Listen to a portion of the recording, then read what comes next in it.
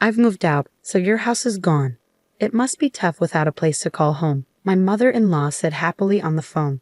I just responded with a quiet, She continued, enjoy your life in your new home. I replied, yes, thank you, and please never come back to my house. After all, you'll be getting a divorce. Then she hung up. I stood at the airport, feeling not angry, but happy. I clenched my fist in a small victory and walked home feeling light. My name is Emma. My husband, David, had to go work abroad soon after we got married, so we had to live apart for a short while. David and I had been dating for 5 years before we got married, and we had lived together too. We trusted each other a lot because of our long relationship. I wasn't worried about David cheating on me. I just hoped he stayed safe while he was away. Our days should have been calm, even though sometimes I felt lonely. But things got complicated when my mother-in-law decided to move into our house. She got divorced when David was young. When she found out David was going overseas, she said, I'll keep an eye on you, Emma, to make sure you don't cheat. She started living in our house without asking us first. It turns out she was cheated on and left by my father-in-law, who disappeared afterwards. Worried the same thing might happen to David, she decided to watch over me. But her constant spying made life really hard. I felt desperate, so I asked David for help. He kept telling his mom to leave, but she wouldn't listen. David trusts you too much, Emma. I can tell you'll cheat. She accused me for no reason, giving me a headache every day. No matter what I did, she thought I was being unfaithful.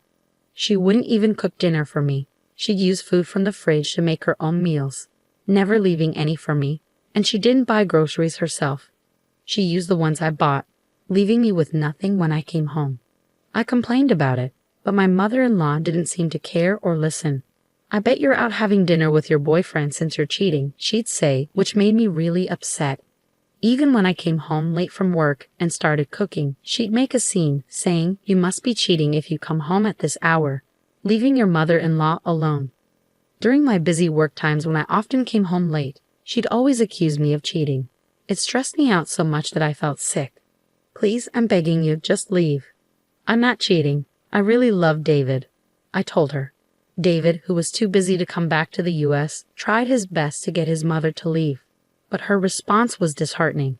So you want me to leave that badly? You must be cheating after all, she said. At that point, I could only sigh. On my day off, I went out to meet a friend, and once again my mother-in-law accused me of cheating.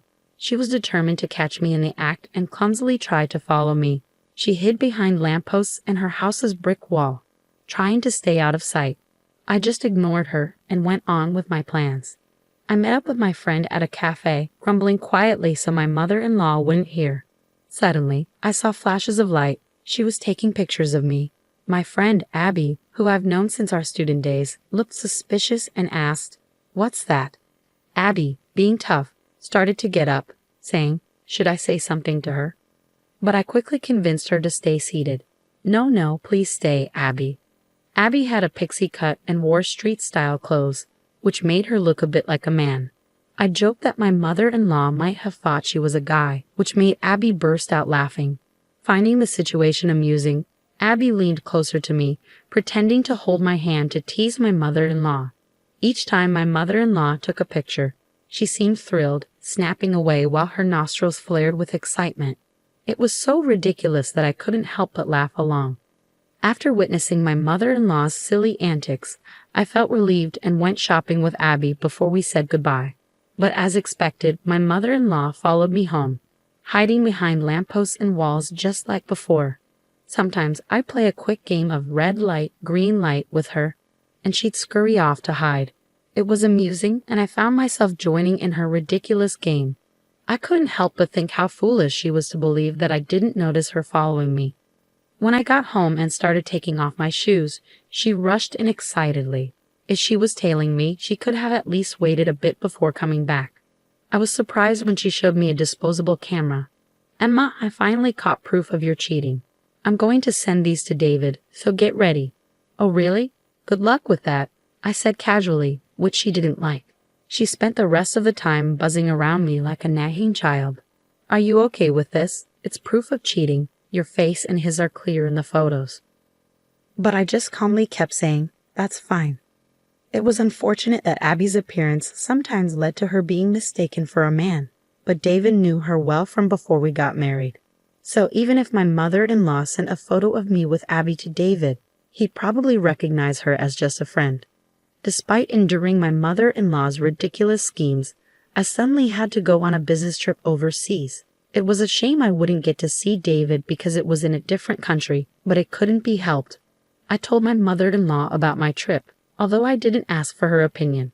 But in her mind, it seemed like a romantic getaway. As I got ready for my trip, my mother-in-law smirked and said, "It'll be a big problem if you come back pregnant from your romantic getaway. David hasn't seen you in a while, so it won't be easy to pretend the baby is his." Her distasteful thoughts made it pointless to argue back. I replied casually, "Yeah, it's just a business trip, not a romantic getaway," and headed off. The trip was really busy, and the days passed by quickly in a blur. When I finally got back to the US, I was exhausted.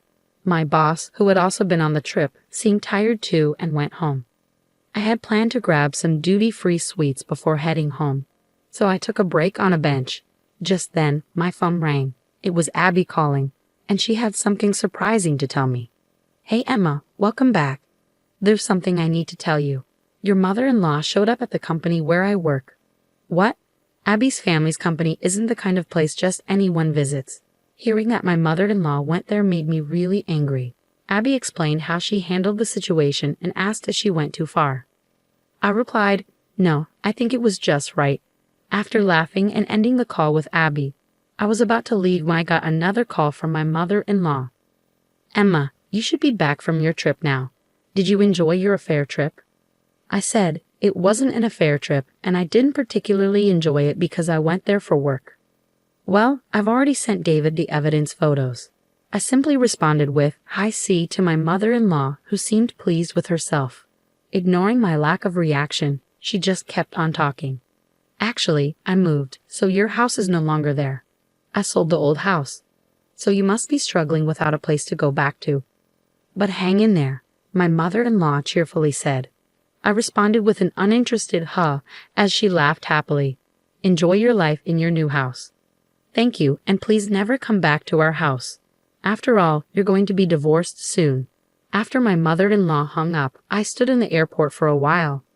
But slowly, I felt better. It wasn't anger in my heart, but joy. I did it.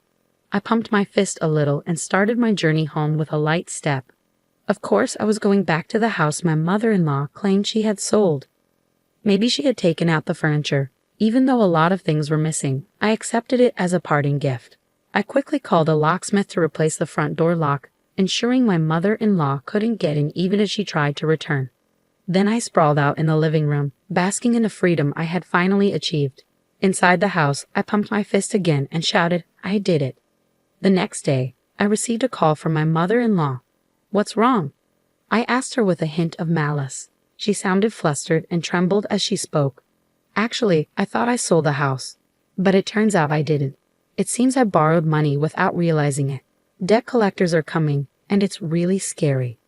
"That sounds terrifying," I replied, realizing that the company she unknowingly visited, thinking it was Abby's parents, was actually a real estate company on the surface, but secretly involved in loan sharking. According to Abby, they had warned her multiple times that the house couldn't be sold. The house was in David's name, so she couldn't just sell it on her own. After being rejected by all the real estate agencies she approached, she ended up at the company run by Abby's parents. Desperate to sell the house, they gave her a promissory note to sign, without her realizing the true implications. The document obligated her to repay a large debt, with the daunting requirement of $1,000 to be paid every day. She managed to pay off the debt collectors for today, but she didn't have the means to come up with that amount every day from tomorrow onwards. So she came to me in tears, pleading, "Please, Emma, you have to help me. The debt collectors have been pounding at my door since dawn. It's terrifying. I can't sleep well, and I don't have much money. I used the borrowed money to buy a new house, so I don't have any savings left. How about this? Please transfer $10,000 to my account every week until I've paid off the debt." But honestly, do you think there will ever be a day when we can pay off this company's debt? Even if we combine my income with David's, it's impossible to come up with that much money every week. I'm sorry, but your only option is to work hard and earn it yourself. What? Like there's a job out there where I can make $1,000 every day. Well, why not try talking to the company you borrowed money from? Maybe they can help you find a good job. I meant it as a joke, but my confused mother-in-law responded, Really? Then I'll go and see. And hung up. I sighed to myself, realizing there was no stopping my mother-in-law now. Later, I heard from Abby that my mother-in-law had suddenly shown up at the company and said, I have no choice but to work because I have no money. Is there a simple and easy job where I can earn more than $1,000 a day? Abby and her team managed to find my mother-in-law a job, but it wasn't what she expected. The company was one where many employees lived in rundown shacks serving as dormitories. At this company, the workers toiled tirelessly day and night, often doing physically demanding labor. Even elderly individuals were pushed to work relentlessly. My mother-in-law seemed to be working herself to exhaustion. The workplace dormitories were fenced in with barbed wire, resembling a prison, and employees were blindfolded and transported to and from work in vans, leaving them unaware of their location. She'll be free, won't she? She can pay off the debt, if that day ever comes, Abby said with a smile.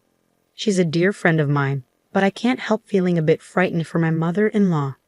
Several weeks after my mother-in-law disappeared, David's overseas assignment ended, and he returned home.